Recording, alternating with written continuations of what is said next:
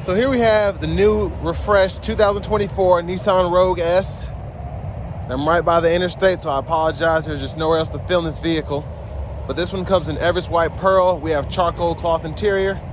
And then our powertrain, we get that 1.5 liter turbocharged 3-cylinder engine, made it to the Xtronic CVT. That gives us 201 horsepower, 225 pound-feet of torque, and just very slight adjustments, kind of like the Sentra for this model year. As we get to the front end here, the biggest change is going to be this grille. That can kind of help you distinguish between that and an older body style one, but LED headlamps, LED daytime running lights.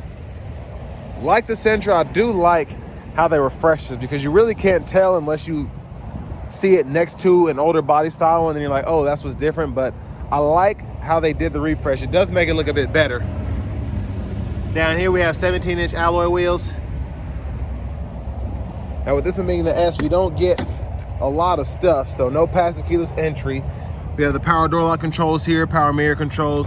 We do get one-touch automatic up and down for the driver's side window, and then just regular power windows.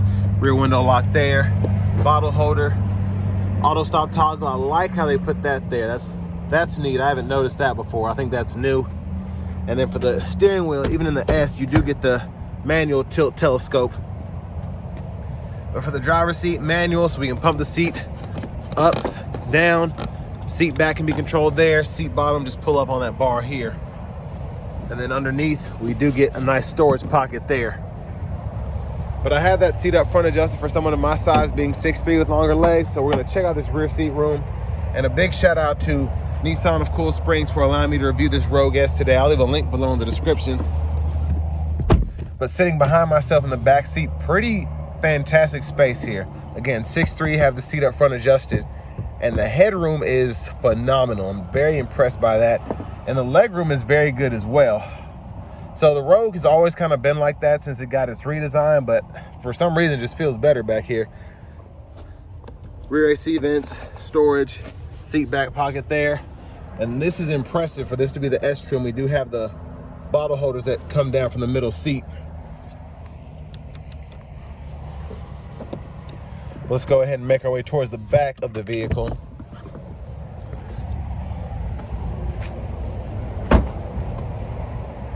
But love the Everest White Pearl. It looks fantastic, especially on a bright day like today. But there's like the back end there. Don't see any noticeable changes. But with this being an S, we do have the integrated rear park assist, so I'm happy for that. That's actually pretty impressive again, but we'll see if we're paying for that on the sticker here in a moment. Now, behind the second row, we do have quite a bit of space, as you can see. And then we have the side pocket here. And then we have the pocket here. And then we have a little compartment behind there. I don't know if that's how you get the battery or what, but we do get the spare underneath, if you can see that. Extremely bright today. A quick look underneath. And there's the exhaust system. We're gonna come around to the right side here, cabless fuel filler.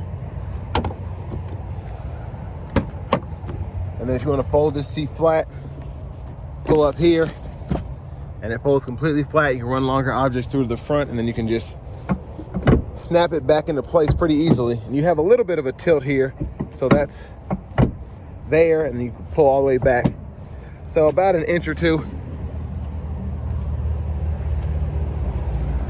Now to the window sticker here, y'all can pause anywhere you need to if you want to take a closer look. The paint up charge is only $395, but we have a $30,900 sticker price on this one particularly. And then to our front passenger seat manual, we only can adjust the seat back and the seat bottom. We can't pump the seat up or down, but glove compartment's there.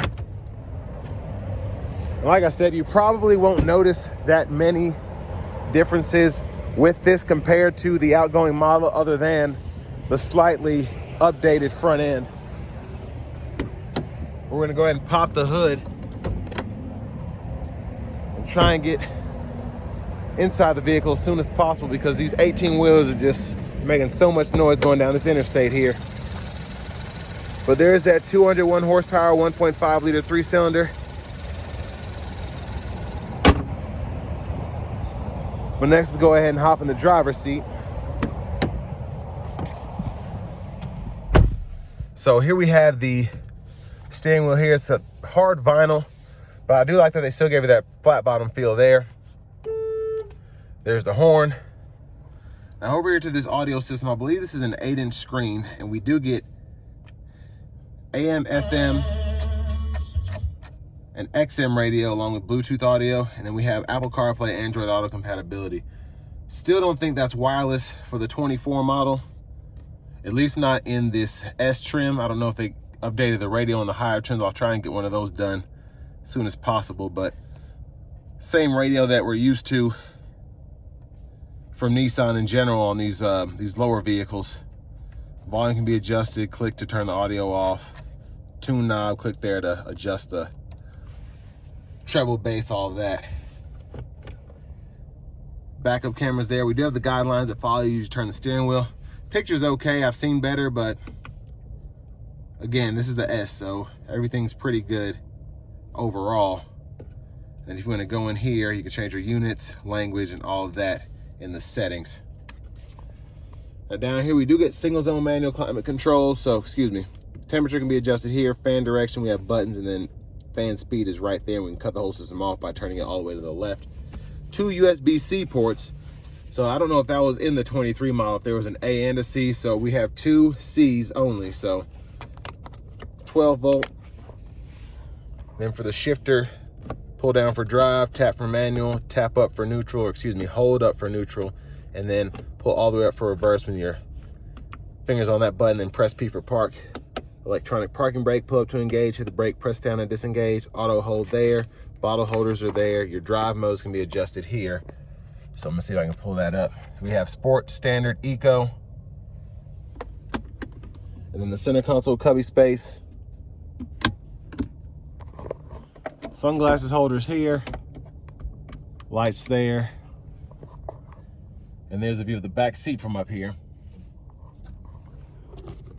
And then there's your vanity mirror there. I don't believe there's a light there.